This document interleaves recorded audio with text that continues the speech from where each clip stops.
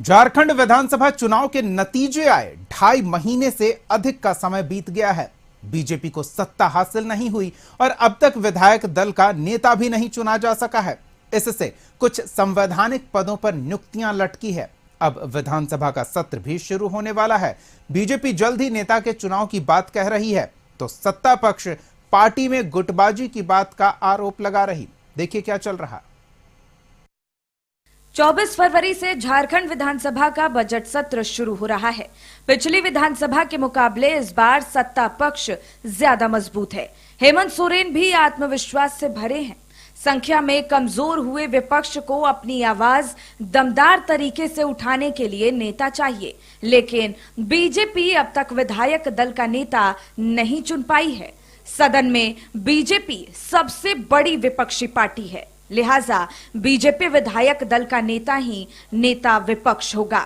नेता क्यों नहीं चुना जा सका, इसके लिए पार्टी की तरफ से कुछ अलग दलील दी जा रही है।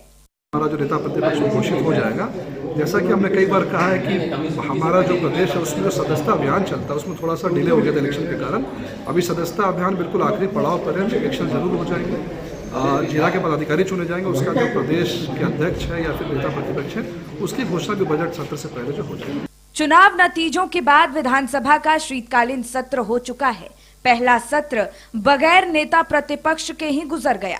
सवाल सिर्फ सदन का ही नहीं, कई संवैधानिक पदों पर नियुक्ति नहीं हो पा रही है, क्योंकि इसमें नेता प्रतिपक्ष की सहमति जरूरी है। बीजेपी में कई कद्दावर नेता हैं जिनके नाम पर चर्चा होती रहती है। पूर्व मुख्यमंत्री बाबूलाल मरांडी, पूर्व मुख्यमंत्री चंपई सोरेन, 6 बार के विधायक सीपी सिंह सहित विधायक हैं जो काफी अनुभवी हैं। हाल ही में रघुवर दास भी ओडिशा के राज्यपाल पद से इस्तीफा देकर सक्रिय राजनीति में लौटे हैं।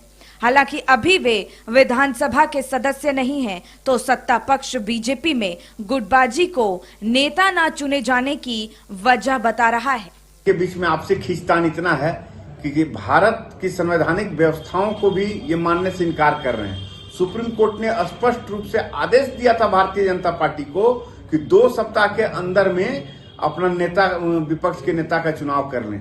कई आयोग नेता प्रतिपक्ष के बिना खाली हैं। पिछले बार के कार्यकाल में भी इनके नेता प्रतिपक्ष नहीं थे, जिसके कारण की पूरा सूचना आयुक्त जैसे और लोकायुक्त जैसे पदों पर नियुक्ति नहीं हो पाई थी, पूरे आयोग का गठन नहीं हो पाया था।